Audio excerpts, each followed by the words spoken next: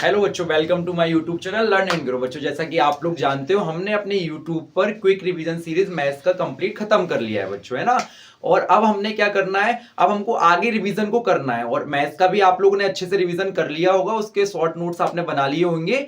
इसी तरीके से अब हम अपने क्विक रिवीजन सीरीज में अब स्टार्ट कर रहे हैं। सर हम कौन सा, sir social science subject start करेंगे। और सोशल साइंस का भी आज हमारा टॉपिक क्या रहेगा, नेशनलिज्म इन इंडिया बच्चों, है ना। हमारा क्या टॉपिक रहेगा, नेशनलिज्म इंडिया, इंपोर्टेंट चैप्टर है और बहुत अच्छे नंबर का वेटेज रखता है। और इसकी जो डेट मैं आपको बताऊंगा लाइन बाय लाइन, आपको टाइम लाइन के साथ आपको लिखते चलना है, अच्छे से याद करना है बच्चों।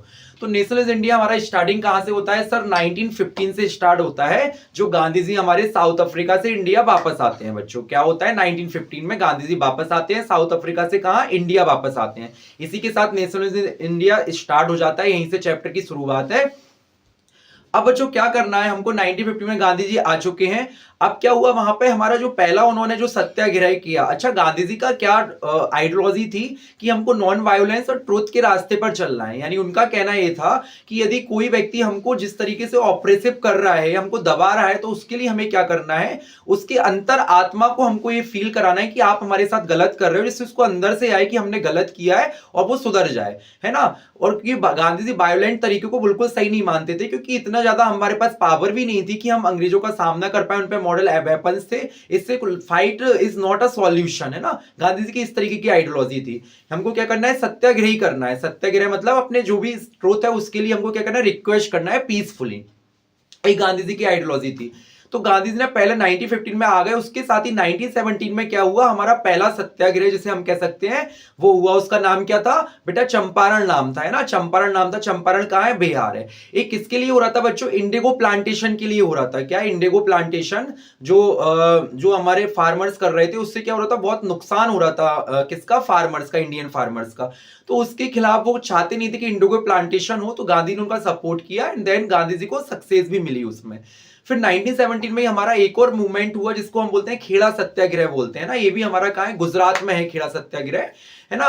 एक इसके लिए था बच्चों, जो भी हमारे पीजेंट ग्रुप थे वो क्या कर रहे थे, रेवेन्यू या जो टैक्स था वो क्या बढ़ता जा रहा था अंग्रेजों का, जबकि हमारे क्रॉप फेल्यूर हो गई थी। क्रॉप फेल्यूर के बाद भी वो रेवेन्यू कम नहीं कर रहे थे, तो इससे बहुत ज्यादा नुकसान हो रहा था, उनको बहुत प्रॉब्लम्स हो रही थी। तो यहाँ पे भी गांधी जी आए और उन्होंने उनकी जो डिमांड थी पीजेंट्स ग्रुप्स की, उनकी डिमांड को पूरा करने के लिए अंग्रेजों से रिक्वेस्ट की और वहां पे भी उनको सक्सेस मिल गई। उसके बाद बच्चों 1918 में आता है, अहमदाबाद मिल स्ट्राइक आती है। तो इसमें क्या होता है, कॉटन मिल वर्कर्स जो थे अहमदाबाद में, उनके क्या कहते हैं, वर्किंग आवर्स को कम करना था बच्चों। वर्किंग आवर्स को कम करना था, उसके लिए गांधी ने उनका सपोर्ट किया और उनके लिए बात जो अंग्रेजों के सामने उनके मतलब उनके सपोर्ट में क्या किया, बात करी बच्चों।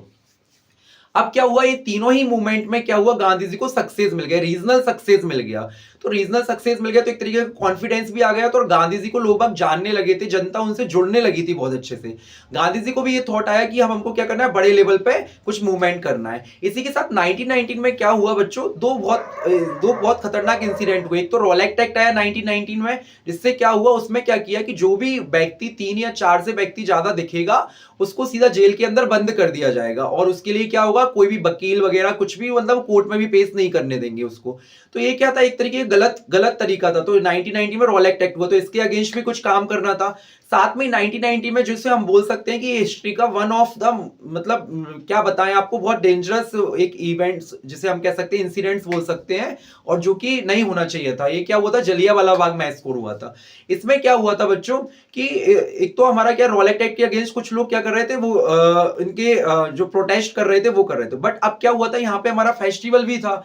तो लोग बाग जो बिल्कुल शांति से अपने फेस्टिवल्स के लिए इकट्ठे हुए थे, वहां पे क्या किया, जो जनरल डायर थे उन्होंने क्या किया, उन लोगों को लॉकअप कर दिया और क्या कर दिया, शूट आउट कर दिया, मतलब अंधाधुंध फायरिंग कर दी उनके लिए। तो काफी लोगों की डेथ हो गई उसमें। तो 1990 में तो बहुत बेकार इंसिडेंट हुए थे। तो इसके चक्कर में फिर क्या हुआ, गांधी जी ने बोला कि नहीं, अब ऐसे हम झुकने वाले नहीं है। उन्होंने नॉन कॉर्पोरेशन मूवमेंट स्टार्ट किया 1921, मतलब 1920 से 21 22 तक ये चला हमारा। बट गांधी ने स्टार्टिंग में ही बता दिया था कि हमको जो भी मूवमेंट करना है वो कैसा करना है, नॉन वायोलेंस तरीके से करना है ना। बिल्कुल हमें इसमें वायोलेंट होना नहीं चाहिए 1% भी, तब जाके हम उस बात को अच्छे से अंग्रेजों के सामने रख सकते हैं ना, प्रोटेस्ट कर सकते हैं, हम लंबे टाइम तक प्रोटेस्ट कर सकते हैं। अब क्या हुआ, बट सब लोग अच्छे से चल रहा था ये मूवमेंट, बट 1922 में क्या हुआ, एक इंसिडेंट होता है, उसमें क्या होता है, चौरी चौरा एक जगह है यूपी में, उसके पुलिस स्टेशन में क्या हो गया था बच्चों, उस पुलिस स्टेशन में आग लगा दी गई थी। और गांधी जी को डर था कि अब ऐसा ना हो कि ज्यादा लोग बाग जो मूवमेंट होता है, जो जो भी चीजें हैं जो हो रहा था वो ज्यादा वायोलेंट ना हो जाए, तो गांधी जी को क्या करना पड़ा, ये मूवमेंट को वापस करना पड़ा, यानी 1922 में गांधी जी ने रोक दिया था इस मूवमेंट को। किसके बारे में बात करता हूं, मैं नॉन कॉर्पोरेशन मूवमेंट की कह रहा था, है ना। कब से स्टार्ट हुआ, 1920 से स्टार्ट हो गया, 1922 तक चला, और उसके बाद चौरी चौरा जो इवेंट हो गया, तो गांधी जी ने क्या किया, इसको वापस ले लिया, इस मूवमेंट को, नॉन कॉर्पोरेशन मूवमेंट को। अब बच्चों आगे बढ़ते हुए हम आगे चलते हैं, तो अब आता है हमारा 1927 में बनता है साइमन कमीशन, है ना। अब साइमन कमीशन बनता है तो फिर क्या हुआ, आया इंडिया कब, 1928 में। दो तरीके से क्वेश्चन बनेंगे, फॉर्म कब हुआ, 1927 में, आया इंडिया कब, 1928 में। लेकिन जैसे ही वो आया तो इंडिया लोगों ने ब्लैक फ्लैग दिखाना स्टार्ट कर दिया, go back Simon, go back Simon, go back Simon के क्या होने लगे, स्लोगन होने लगे। अच्छा बच्चों ऐसा क्यों हो रहा था, क्योंकि जो साइमन कमीशन बना था वो किसके लिए बना था, वो बना था कि आप जो कॉन्स्टिट्यूशनल अपना कुछ भी चेंजेस कर सकते हो इंडिया के कॉन्स्टिट्यूशन को, आप क्या कर सकते हैं। क्या हुआ था कि आप काम कर रहे हो इंडिया के कॉन्स्टिट्यूशन के लिए बनाने के लिए, उसमें आप एक भी इंडियंस को शामिल नहीं कर रहे हो, तो फिर कैसा कॉन्स्टिट्यूशन। तो ये गांधी जी ने बिल्कुल इसको एक्सेप्ट नहीं किया, और जनता ने भी एक्सेप्ट नहीं किया, और गो बैक साइमन के इनके क्या लगने लगे, स्लोगन होने लगे, और साइमन कमीशन के अगेंस्ट प्रोटेस्ट होने लगा। अब बच्चों आता है 1930, तो 1930 में एक और मूवमेंट हमारा स्टार्ट हुआ, सिविल डिसओबीडिएंट मूवमेंट, इसी के साथ स्टार्ट हुआ साल्ट मार्च। गांधी जी ने रिक्वेस्ट की अंग्रेजों से कि इवन साल्ट पे तो आप अपना टैक्स हटा लो, क्योंकि उसके लिए तो कुछ लगता नहीं है, नेचुरल सब्सटेंस है, नेचुरली बनता है, इंडिया के अंदर बन रहा है, और उसमें भी आप टैक्स ले रहे हो। लेकिन अंग्रेजों ने गांधी जी की नहीं सुनी, तो गांधी ने बोला ठीक है मत सुनो आप। फिर गांधी ने क्या किया, सॉल्ट मार्च किया।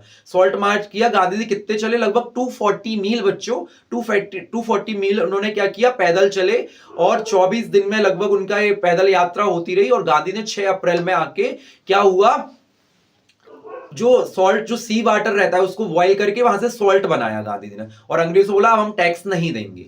तो इस तरीके से सॉल्ट, जो सॉल्ट लॉ था उसको ब्रेक किया, है ना। इसके साथ ही सिविल डिसओबीडिएंट मूवमेंट भी स्टार्ट हुआ। उसमें बोला गांधी जी ने कि भाई आप जो भी मतलब जिस भी सरकारी पद या जो भी हो, सबको बॉयकॉट करना है, बॉयकॉट करना पड़ेगा आपको।